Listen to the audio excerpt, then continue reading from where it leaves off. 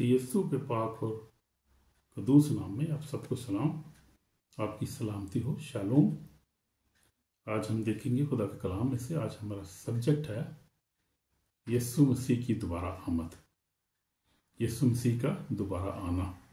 और देखेंगे खुदा के कलाम में से मत्ती रसूल की इंजील 24 बाब से और लूका 21 बाब से हम गौर करेंगे, देखेंगे खुदा का कलाम क्या कह रहा है।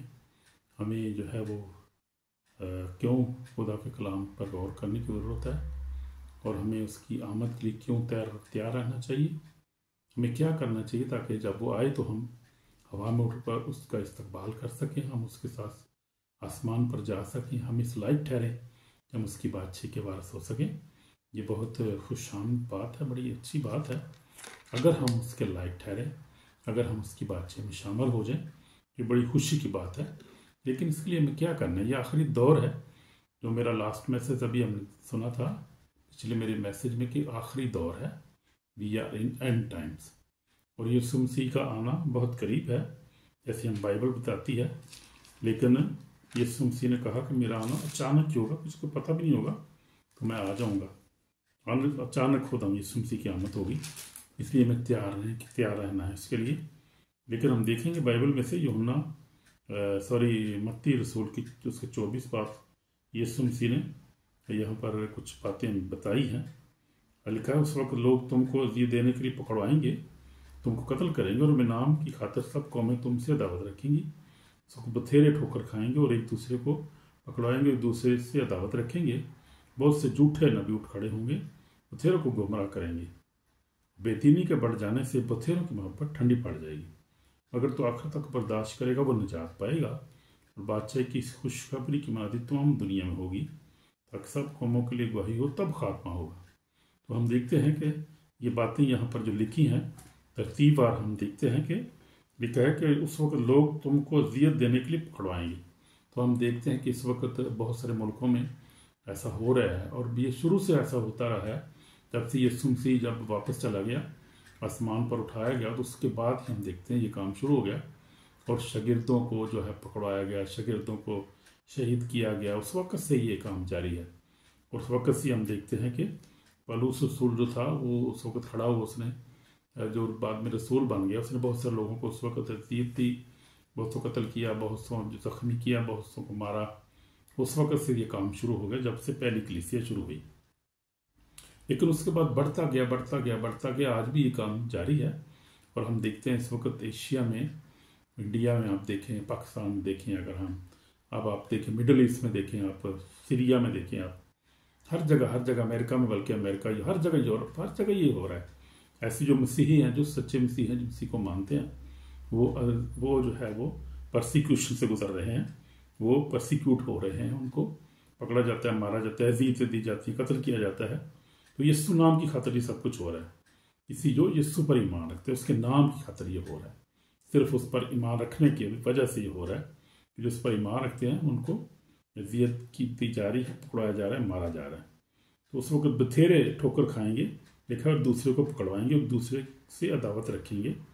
तो ये ही हो रहा है सब कुछ। झूठे नबी, फिर लिखा झूठे नबी उठ खड़े होंगे। जो आज देखें आप झूठे नबी हैं, उसी वक्त से ये काम शुरू हो गया था। आज तो बहुत ज़्यादा है, झूठे नबों की जो है बीमार पड़ी है और हर एक जो है वो अपनी अपनी डॉक्ट्रिन पेश कर रहा है। बाइबल में से आपको कोई पढ़ के नहीं सुनाएगा, कोई बाइबल को नहीं मांगा, अपने ही उन्होंने जो तरीकाकार बना लिया हुआ है। और जो है ये आखिरी दौर की निशानी है। जैसे यीशु मसीह ने कहा यहाँ पर, जो मैं जहाँ से गौर कर रहा हूँ, देख रहा हूँ, यहाँ से मत्ती 24 बाब से मैं देख रहा हूँ और ये 11 आयत में लिखा है, बहुत से झूठे नबी उठ खड़े होंगे, बथेरों को गुमराह करेंगे और क्या होगा, और बेदीनी के बढ़ जाने से बहुतों की मोहब्बत ठंडी पड़ जाएगी।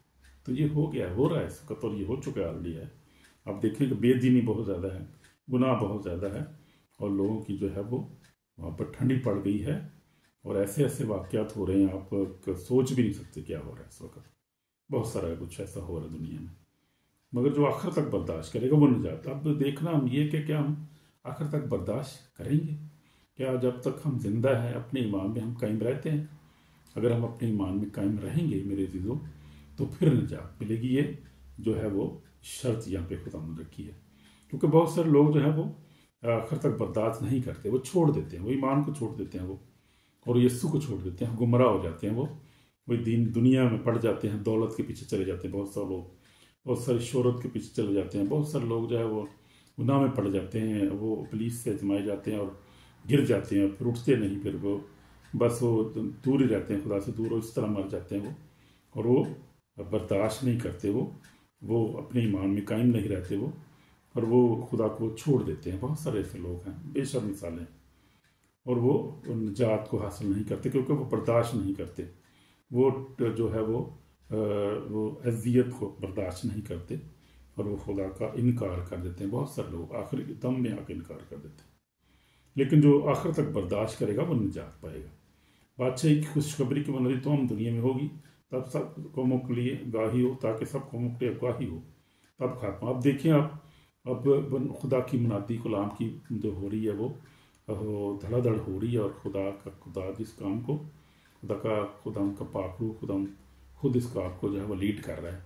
सोशल मीडिया पर आप देखे हैं, हमें भी खुदा मुझे भी खुदा ने इसीलिए उठा खड़ा किया है ताकि मैं ये खुदा का कलाम सोशल मीडिया पर जो है वो प्रचार करूँ इसका, ताकि लोग सुने। जो जहाँ तक हम फिज़िकली तौर पर नहीं जा सकते, बहुत सारी ऐसी जगह हैं जहाँ पर फिज़िकली जा सकते, वहाँ पे हम सोशल मीडिया के ज़रिए जा सकते हैं। क्योंकि सोशल मीडिया जो है एक हर एक बंदे के पास मोबाइल है, हर एक बंदा टीवी देखता है, हर एक बंदा जो है वो सोशल मीडिया के साथ मुंसलिक है। इसलिए सोशल मीडिया जो है वो सबसे बेहतरीन जो है वो ज़रिया है जिसको खुदा यीशु मसीह इस्तेमाल कर रहा है, खुदा इस्तेमाल कर रहा है, खुदा पाकरू इस्तेमाल कर रहा है इसको, ताकि इस तरह से खुदा का कलाम जो है वो फैले पूरी दुनिया में। और कोई ये ना कहे कि मुझे तो पता ही नहीं चला, मैंने सुना ही नहीं यीशु के बारे में। कोई अब ये नहीं कह सकता कि मैंने यीशु मसीह के बारे में नहीं सुना। अब सब ने सुन लिया है, सुन रहे हैं, और कोई वहाँ पर जाके ये बहाना नहीं कर सकता। खुदा की अदालत में कोई बहाना नहीं कर सकेगा क्योंकि मैंने खुदा का कलाम ही नहीं सुना, मुझे क्या पता था क्या हो रहा है। तो ये हम देखते हैं कि ये बातें होंगी। और तो उससे जब यीशु मसीह ज़मीन पर थे, उसने उन्होंने कहा कि क्या होगा, यरूशलेम की बर्बादी होगी, और वो हैकल जो है, पहली ऐसे जब देखता हूँ यीशु हैकल से निकल कर जा रहा था कि उसके शिगर उसके पास आए ताकि उसके हैकल की मार। उसने जवाब में उनसे कहा कि क्या तुम इन सब चीज़ों को देखते हो? मैं तुम सच कहता हूँ, यहाँ किसी पत्थर पर पत्थर बाकी ना रहेगा जो गिराया ना जाएगा। और ये यीशु मसीह के जाने के बाद ये वाक़या हो गया। हैकल गिरा दी गई, यहूदी जो है वो गुलामी में चले गए और पूरी दुनिया में तितर बितर हो गए, और वो तकरीबन 2000 साल तक ऐसा ही रहा। अब वो हैकल आज तक नहीं बन सकी। अब यहूदी तो वापस आ चुके हैं, और खुदा ने जो पेशन गोई की थी वो पूरी हो गई। यहूदी 2 साल के बाद 2000 साल के बाद वापस आ चुके हैं, हम देखते हैं। लेकिन हैकल अभी तक नहीं बनी, अभी तक हैकल नहीं बनी। ये अब काम होना है, और ये जो है वो निशानी होगी। ये भी है क्योंकि हैकल का बनना भी ज़रूरी है, और ये झूठा जो नबी है उसका भी आना ज़रूरी है, एंटी क्राइस्ट जिसको कहते हैं। तो ये निशानियाँ पूरी उसी तरफ जा रहे हैं। हम देख रहे हैं खुदावंद जो है, खुदावंद का स्केड्यूल है ये उसी तरफ जा रहा है। खुदावंद सारे, आप काम को भी गौर से देखें तो तरतीब से काम, खुदा उसी तरफ सारे काम हो रहे हैं। और खुदावंद यीशु मसीह जो है अपने वक्त पर आएगा जब ये सारी पेशन गोई, क्योंकि पेशन गोई इनका पूरा होना बड़ा ज़रूरी है। जब पेशन गोई जब तक पूरी नहीं होगी उसका आना नामुमकिन है, क्योंकि कलाम यीशु मसीह ने कहा, मैं तुम सच कहता हूँ कि जब तक ये सब बातें ना बोले ये नस्ल हरगिज़ तमाम ना होगी। आसमान और ज़मीन टल जाएंगे लेकिन मेरी बातें हरगिज़ ना टलेंगी। हम देखते हैं 34 और 35 आयत पे यीशु मसीह ने खुद कह दिया, उसने कहा ये जब तक ये बातें ना बोले, जब तक जो मैंने कहा है ये पूरा ना बोले, जब तक अंजील की मुनादी ना बोले, वो ये जब तक ये जो है वो कलाम पूरा ना होगा उस वक्त तो मेरा आना नहीं होगा। तो हम देखते हैं कि, लेकिन सबसे बड़ी जो खूबसूरत बात यहाँ पर यीशु मसीह ने हमें कही है वो क्या करना है, हमने तैयार रहना है। उसने कहा कि क्या करो, बस जागते रहो, तुम नहीं जानते कि तुम्हारा खुदा किस दिन आएगा। ये जान रखो कि जब घर के मालिक को मालूम होता कि चोर रात के कौन से पैर आएगा तो जागता रहता और अपने घर में लकड़ ना लगाने देता। इसलिए तुम भी तैयार हो, जिस घड़ी तुमको गुमार भी ना हो गई, इब्ने आदम आ जाएगा। तो आपने देखा जी, खुदा का कलाम सच्चा है, पाक है, और खुदा के वादे सच्चे हैं, और उसका आना करीब है। लेकिन अचानक होगा, कभी पता भी नहीं होगा किसी को। जिस नूह के वक्त में था, उस वक्त तो कश्ती बना रहा था लोगों को, कैसी कश्ती बना रहा है। किसी भी आप देखें मुनादी, आप देखें सोशल मीडिया देखें आप, ये शोर पड़ा हुआ है कि आ रहा है यीशु आ रहा है यीशु आ रहा है यीशु आ रहा है, लेकिन नो बडी नो एग्जैक्टली कोई बात नहीं बता सकता, कोई भी आपको नहीं दावा नहीं कर सकता। बहुत सारे लोगों ने दावा किए, और हम देखते हैं कि कोरिया में एक पास्टर था, उसने क्या किया कि उसने अपने जो है वो चर्च को कहा कि यीशु मसीह फलां फलां तरीक को आ रहा है। ये पुरानी बात है, और उसने चर्च सारे लोगों को अपने चर्च में जो है वो बुला लिया, दरवाजे बंद कर लिए। अब यीशु आ रहा है, जो था एक दिन पहले शायद उन्होंने दुआ करनी शुरू कर दी कि यीशु आ रहा है, कोई भी नहीं हुआ। आखिर क्या हुआ कि जब यीशु नहीं आया, वो दिन गुजर गया, रात गुजर गई, तो लोगों ने उस पास्टर को बड़ा दलील किया। उसने कहा तुझे किसने कहा था यीशु तुझे? कहता मुझे ख्वाब दिखाई दे। उसने कहा यीशु ने ये कहा था कि उसने खुद कहा कि किसी को पता नहीं कब खुदा कब आ जाएगा, तुम्हें गुमान भी ना होगा। लिखा है कि 34 है, तो इसलिए तुम तैयार हो जिस घड़ी तुम गुमान भी ना होगी। वो तो ऐसे चोर आता है, उसने खुद कहा है, ये बातें खुद कलाम की बातें मैं कह रहा हूँ। तो इसलिए फिर 25 आयत में लिखा है, जब 10 बारियों की मिसाल भी खुदा यीशु मसीह ने दी, उसने कहा बस जागते रहो, तुम ना उस दिन को जानते हो ना उस घड़ी को, कोई नहीं जानता वो कब आएगा, लेकिन आएगा, और he is coming very soon, soon आएगा वो। तो हमें क्या रहना है? ईमान में कायम रहना है, मजबूत रहना है ईमान में, दुआ करते रहना है, जैसे मैं कहता रहता हूँ कलाम पढ़ते रहना है, कोशिश करें पाकीज़ा ज़िंदगी गुजारें, हर तरह के झूठ लालच इस तरह गुनाह को गुस्से को अपनी ज़िंदगी से दूर करें। और जो है अनफॉरगिवनेस की स्पिरिट जो है, जो यानी ना माफ़ करने वाली स्पिरिट, जो उसको अपनी ज़िंदगी से निकालें, माफ़ करें दूसरे को, कि पता नहीं कि आपकी क़यामत किस दिन आ जाए। जब आपके खुदा के पास चलेगा, आपकी तो क़यामत उसी दिन आ गई ना, आप तो चले गए। अब बाकी जो होंगे फिर जो लिखा खुदा यीशु का जो सोए हुए हैं वो जी उठेंगे, जो जिंदा हो गए वो भी हवा में उठकर उसका इस्तेमाल करेंगे। तो ये तो है क़यामत जो है वो, उसका आना जो है वो ज़रूरी है और जल्द आना है उसका। हमने क्या करना है? तैयार रहना है, हर वक्त जागते रहना है। फिर हम देखते हैं कि लूका 21 बाब में भी हम देखते हैं यीशु मसीह ने मिसाल भी दी, अंजीर के दरख्त की मिसाल दी।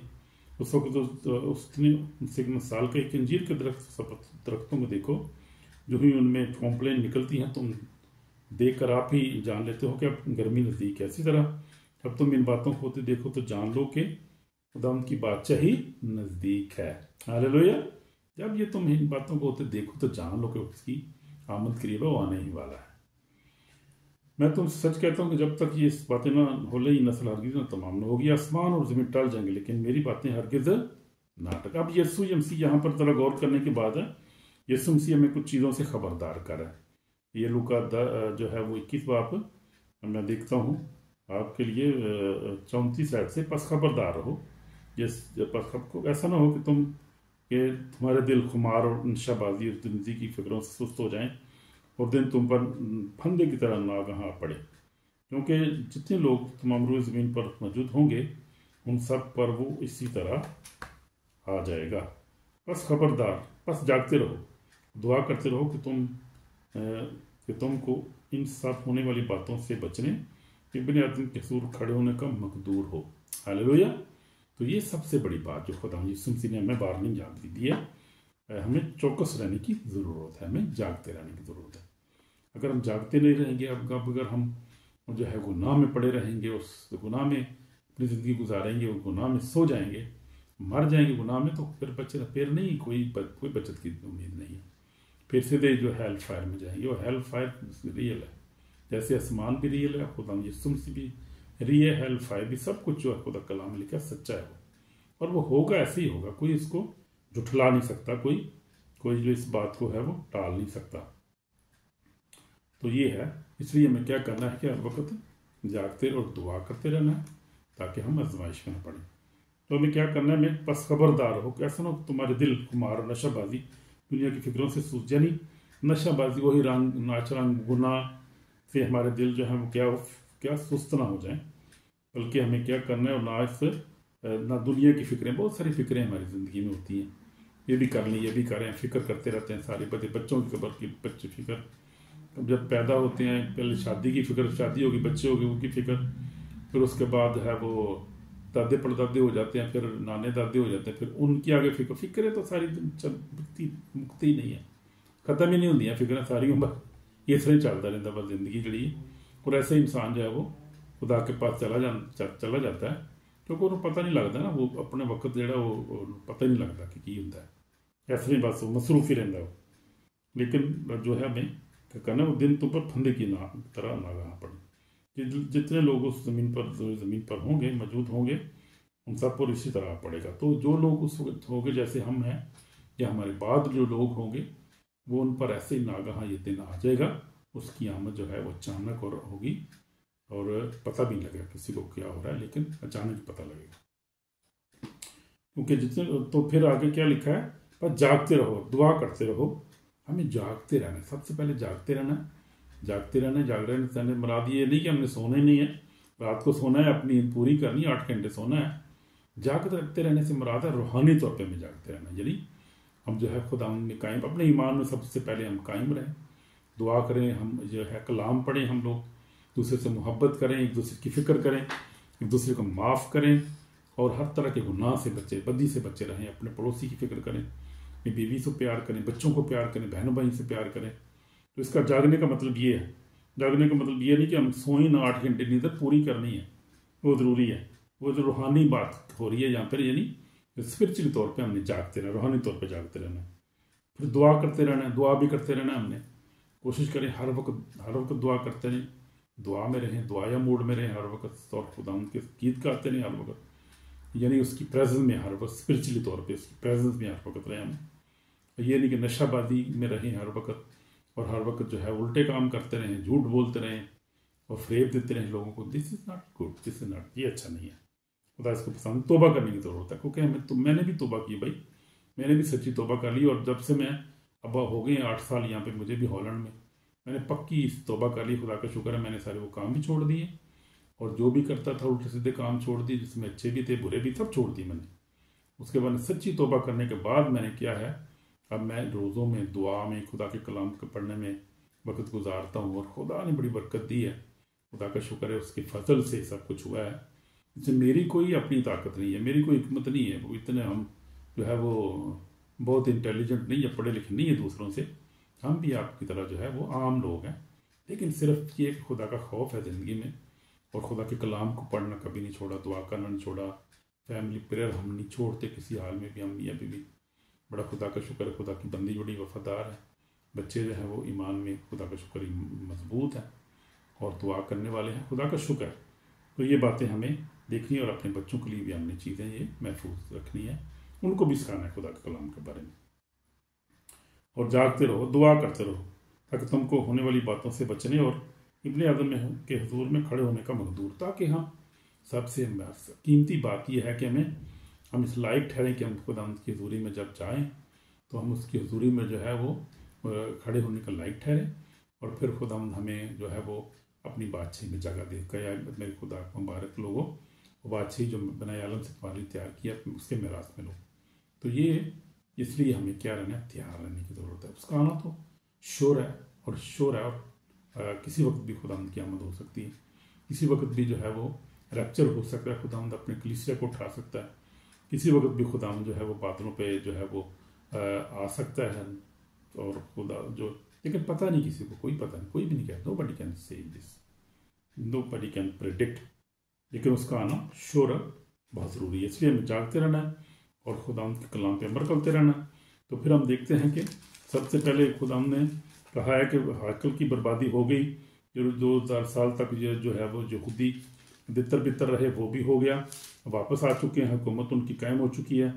उसको भी अब 75 ईयर्स से हो गए हैं, बल्कि इससे भी ज़्यादा शायद।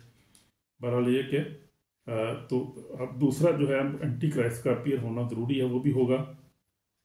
जैसे खुदा के कलाम में लिखा है कि लेकिन पर जब तुम उस उजाड़ने वाली मकरूह चीज़ को, जिसका जिक्र दानियल नबी मार्फल हुआ, मुकद्दस मकाम में खड़ा हो, देखो तो जो पढ़ने वाला समझ ले, तो जो यहूदिया में वो पहाड़ों पर भाग जाए, तो कोठों पर है वो अपने कपड़ा अपने घर का सामान लेने को नीचे ना उतर। ये आखिरी दिनों की ये एंटी क्राइस्ट के बारे में खुदा हमें सुनती बता रहे हैं। तो लिखा है कि उस वक्त कोई तुमसे कहे कि देखो मसीह यहाँ है तो वहाँ है, तो यकीन ना करना। झूठे मसीह और झूठे नबी उठ खड़े होंगे, ऐसे निशान अजीब काम दिखाएंगे कि मुमकिन हो तो बरगजीज़ों को गुमराह कर दें। देखो मैंने तुमसे पहले कह दिया है, बस अगर तुमसे कहें कि देखो वहाँ या बियाबान में है, तो यकीन ना करना। ये बात है। यकीन नहीं हमने करना, ये भी होगा।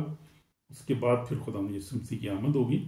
ये एंटी क्राइस्ट का भी आना, वो अभी इसलिए हम बहुत करीब हैं उसके, क्योंकि काफ़ी सारी पेशेंट गोइयाँ पूरी हो चुकी हैं।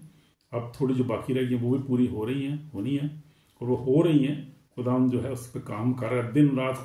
खुदा यीशु मसीह तो उनका पाकरू खुदा उनके फरिश्तेगान जो काम कर रहे हैं, उन पेशेंट गोइयों पूरा कर रहे हैं, कलाम को पूरा कर रहे हैं जो लिखा हुआ है। और खुदा उसको पूरा करके जो है हर चीज़ पूरी करके परफेक्ट तरीके से फिर खुदा आएगा। बेशक कि दुनिया इंतज़ार कर रही है जो है खुदा के, आसमान से ज़मीन पर सारी मखलूक़ात जो सो गए हैं वो भी इंतज़ार कर रहे हैं, जाग रहे हैं, वो भी इंतज़ार कर रहे हैं। लेकिन बात यह है खुदाम जो है वो सच्चा है, उसका कलाम सच्चा है, उसने हर वादे को पूरा करना है। पूरा करके हर चीज़ परफेक्ट तरीके से फिर खुदाम की आमद होगी, और फिर वो बादलों पे हमें नज़र आएगा। लिखा है और फ़ौरन उन दिनों की मुसीबत के बाद सूरज तारीख हो जाएगा और चांद अपनी रोशनी न देगा, सारे आसमान से गिरेंगे और आसमान में कुर्तें हिलाई जाएंगी, और उस वक़्त इब्ने आदम का निशान आसमान पर दिखाई देगा, और उस वक़्त तो ज़मीन की सब कौमें छाती पीटेंगी, इब्ने आदम को बड़ी कुदरत जलाल के साथ आसमान के बादलों पर आते देखेंगी। हालेलुया, आमीन। और वो नसींगे की बड़ी आवाज़ के साथ अपने फरिश्तों को भेजेगा, और उसके बरगजीदों को चारों तरफ से आसमान के इस किनारे से उस किनारे तक जमा करेंगे। आमीन। जितने ईमानदार होंगे खुदावंद के फरिश्ते आएंगे और सबको इकट्ठे करेंगे, और सब हवा में और खुदावंद का इस्तकबाल करेंगे। हम बदल जाएंगे, हमारी ये बॉडी जो है वो चेंज हो जाएगी, एकदम चेंज हो जाएंगे हम, और खुदावंद के हवा में उठ का इस्तकबाल। तो इस तरह खुदावंद, ये खुदावंद की आमद है। तो पहले हमने देखा कि इसराइल के बारे में, वो हैकल बर्बाद हुई, उसके बाद फिर जो है वो तितर बितर हो गए। उसके बाद जो है हम देखते हैं कि अब तो खैर वापस भी आ चुके हैं। उसके बाद झूठे नबियों का ये सिस्टम चल रहा है बड़ी देर से, और आफते मुसीबतें, तूफान, आंधियाँ, दलदले, दुनिया में इस जंगो जल चलता आ रही है। ऐसे ही हो रहा है, सब कुछ हो रहा है, और जो होता रहेगा जब तक ये खुदा आ नहीं जाता। फिर वो बदी बहुत बढ़ गई, गुनाह बहुत बढ़ गया, जिस कलाम में लिखा है पूरा हो रहा है, जो सब चीज़ पूरी हो रही है। अब जो है दुनिया इंतज़ार कर रही है, मुकस्सीन है वो एंटी क्राइस्ट के अपीयर होने का इंतज़ार कर रहे हैं, और वो जब पूरा होगा तो फिर खुदा यीशु मसीह जो है वो आएगा, नरसिंगे की आवाज़ के साथ आएगा, और फिर जो है वो खुदा उसको बर्बाद करेगा और अपनी बादशाही को कायम करेगा। फिर अब तक रहेगा, फिर वो अब तक रहेगा। अब पहले तो आया था खुदा नजात देना, अब वो खुदा जो है अदालत करने आ रहा है, अपनी बादशाही कायम करने वाला आ रहा है। 1000 साल बादशाही कायम होगी, उसके बाद खुदा अब तक बादशाही करेगा, आखिरी अदालत भी होगी। सब कुछ होना है, ये दिस पार्ट ऑफ बाइबल। तो ये पूरा होना है, कोई इसको टाल नहीं सकता, कोई आगे पीछे नहीं कर सकता। खुदा जो है उसके अपने टाइम पे खुदा ने सब कुछ करना है और होना है। नो बॉडी कैन जो है वो चेंज नहीं कर सकता, आगे पीछे नहीं कर सकता। खुदा अजीम है, उसके काम अजीम है, उसका नाम जलाली है। हमारा यीशु है वो शान वाला है, बादशाहों का बादशाह, खुदावंदों का खुदावंद है। और मुकाशवा में से पढ़ूंगा मैं बड़ा खूबसूरत वाला यीशु मसीह के आने के बारे में। 19 बाब में जब लिखा है खुदा यीशु मसीह जब आएगा तो क्या होगा, जरा देखते हैं 19 बाब में। 19 बाब क्या कह रहा है खुदा यीशु मसीह की आमद के बारे में। हम कुछ आयतें यहाँ पे पढ़ेंगे 19 बाब में। तो ये खासतौर पर खुदा यीशु मसीह की आमद के बारे में। फिर मैंने आसमान को खुला देखा, और क्या देखता हूँ कि एक सफ़ेद घोड़ा है, एक सवार है जो सच्चा पढ़कर लाता है, बरहक कराता है, और रास्ती के साथ इंसाफ और लड़ाई करता है। उसकी आंखें आंखें शोले हैं, उसके सर पर बहुत सारे ताज हैं, उसका नाम लिखा हुआ है, उसका एक नाम लिखा हुआ है जिसे उसके सिवा कोई नहीं जानता, और खून की छिड़की पोशाक पहने हुए है, तो नाम कलाम खुदा कहलाता है। और आसमान की फौजें सफ़ेद घोड़ों पर सवार सफ़ेद महीन तानी कपड़े पहने उसके पीछे पीछे हैं, और कौमों के मारने के लिए उसके मुंह से एक तेज तलवार निकलती है, और लोहे के असर से उन पर हुकूमत करेगा। कादिर मुतल्लिक खुदा के सख्त गज़ब की मैं के हौज में उनको रोंदेगा। उसकी पोशाक और रान पर यह नाम लिखा हुआ है, बादशाहों का बादशाह, खुदावंदों का खुदावंद। खुदावंद बादशाहों का बादशाह, खुदावंदों का खुदावंद। वो आ रहा है, वो हमें लेने के लिए आ रहा है, अदालत करने के लिए आ रहा है, अपनी पेशन हुई खुदा के कलाम को पूरा करने के लिए आ रहा है। तो हम जो उसके ईमानदार लोग हैं, हम दुल्हन है उसकी, और दुल्हन को लेने आ रहा है, अपनी कलीसिया को लेने आ रहा है, हमें लेने आ रहा है। वो रास्ती का बादशाह है, वो रास्ती के साथ जो है रास्ती का बादशाह है, और वो रास्ती का इंसाफ लड़ाई करता है। और फिर ऊपर लिखा है 19 बाब ऊपर हम देखेंगे ज़रा, एक आयत में पढ़ना चाह रहा हूँ, 8 आयत। उसको पोशाक, उसको चमकदार और साफ महीने कपड़े पहनने का इख्तियार दिएगा, क्योंकि महीन कतानी कपड़ों से मुकद्दस लोगों के रास्तबाजी के काम मुराद हैं। तो ये दुल्हन है जिसको लेने आ रहा है, उसको रास्तबाजी के जो है वो कपड़े पहनने का इख्तियार दिया गया है। तो महीनों को तानी कपड़ों से मतलब रास्तबाजी, हमें रास्तबाजी में जीना है। जो रास्तबाज हैं वही खुदा की बातचीत में दाखिल होंगे, वही खुदा उनकी दुल्हन है और उन्हीं को लेने के लिए आ रहा है वो, और हमेशा उसके साथ रहेंगे। और वहाँ बड़ा खूबसूरत खुदा ने जो है वो आसमान पर हमारी जगह तैयार की है, जहाँ ना दुख होगी, ना गम होगा, ना परेशानी होगी। खुदा उनको देखेंगे, खुदा उनके जलाल में रहेंगे। वो दैट इज़ वंडरफुल, वो बहुत खूबसूरत मेरे भैनों ते पर बड़ी खूबसूरत जगह हो जिथे असी जावांगे खुदा दे कोल रवांगे। वो जगह के बारे वी कैनॉट इमेजिन, असी इमेजिन नहीं कर सकते हो कितना खूबसूरत है वो आसमान जो खुदा यीशु मसीह ने कहा मैं जाता हूँ जाकर तुम्हारे लिए जगह तैयार करूँ ताकि जहाँ मैं हूँ तो वहाँ तुम भी हो। तो ये वो है जगह जहाँ खुदा यीशु मसीह हमें कलाम के वादे मुताबिक हमें, जैसे यूहन्ना में लिखा हुआ है, यूहन्ना की इंजील में यीशु मसीह ने वादा किया था अपने शागिर्दों से कि मैं तैयार हूँ तुम्हें लेने के लिए, आ जाऊँगा, फिर तुम्हें अपने साथ ही रखूँगा, मैं वहाँ मेरे साथ रहोगे, परेशानी की बात नहीं है। खुदा ने अपने वादे किए हैं, तो वो खुदा के पास तुम्हारा तो कलाम लिखा तुम्हारा दिल ना घबराए। यूहन्ना 14 बाब में तुम खुदा पर ईमान रखते, मुझ पर ईमान रखो, मेरे बाप के घर में बहुत सारे मकान हैं, अगर ना होते मैं तुमसे कह देता कि मैं जाता हूँ ताकि तुम्हारे लिए जगह तैयार करूँ, और अगर मैं जाकर तुम्हारे लिए जगह तैयार करूँ तो फिर आकर तुम्हें अपने साथ ले लूँगा ताकि जहाँ मैं हूँ वहाँ तुम भी हो। हालेलुया। तो यीशु मसीह ने वादा किया, उसने कहा जहाँ मैं हूँ वहाँ तुम भी होगे, मेरे साथ ही होगे। तो ये वादे जो है खुदा पूरे करेगा अपनी ज़िंदगी, और इसीलिए हमें लेने के लिए आ रहा है। I mean we are very happy, we are happy because our Lord is really, वो बहुत पाक है, मोहब्बत करता है। को खुदा ने दुनिया से ऐसी मोहब्बत रखी, अपना इकलौता बेटा वक्त तक जो कुछ इस पर ईमान लाए अल्लाह को ना हो हमेशा की ज़िंदगी पाए, कलाम पूरा होगा हमारी ज़िंदगी में। हम खुदा का शुक्र करते हैं। God bless you. तो उनकी आमद के लिए तैयार रहें, दुआ करें, कलाम पढ़ें, एक दूसरे से मोहब्बत करें और खुदा के नाम को जलाल दें। हु इज़ कमिंग वेरी सून। आमीन आमीन।